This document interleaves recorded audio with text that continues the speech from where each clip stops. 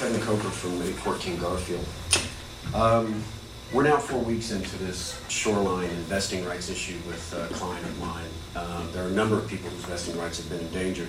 The question here is whether the governor's signature of EHB 1653 was sufficient to immediately revive Jefferson County Code 1822. The Jefferson County's August 22, 2008 UDC interpretation was still in effect. This interpretation ceased to implement Jefferson County 1822 CAO provisions within the SMP jurisdiction area, defined by JCC 1825.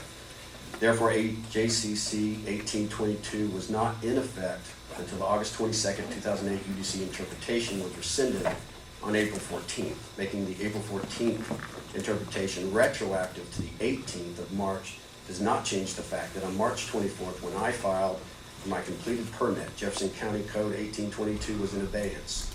Jefferson County recognizes this fact by stating the vesting of an application would continue to be to the codes and code interpretations as they exist on the date of vesting, according to the codes of RCW 1927.095. Therefore, the code interpretation in effect of the date of vesting was that of August 22nd previously and April 14th of this year, and the retroactivity is not binding or legal. I wanted to also mention that under the Jefferson County Code 18.40.350, Jefferson County does not implement JCC 1825 CAO provisions within the SMP jurisdiction area defined by Jefferson County Code 1825. Time limitations of JCC 1840.38, time limitations. An interpretation of this code remains in effect unless and until rescinded in writing by the administrator or suspended by a formal amendment under Jefferson County Code 1845.090. We're now 4 weeks into this, gentlemen. People are not working.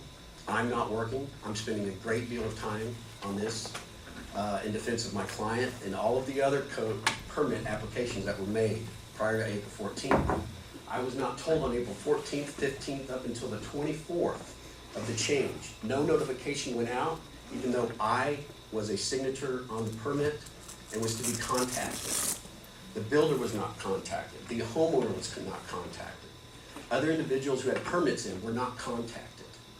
There is a dysfunctional process going on here when I've heard commissioners say that maybe it was misspoken. It wasn't misspeaking. It was an out and out misrepresentation of the facts, and call it what you will, all right? We're now getting ready to go into lawsuits on several different issues if we don't get this resolved.